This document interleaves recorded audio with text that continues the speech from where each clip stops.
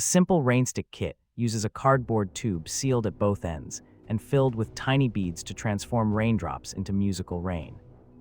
First, gather a cardboard tube, 2 circular end caps, tape, scissors, dry beans or rice, and decorative paper to cover the tube.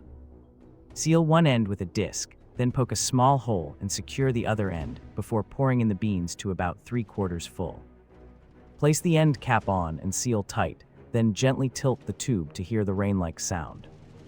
The science reveals how vibrating air inside a hollow cylinder creates a cascading chorus as the beads collide and slow down.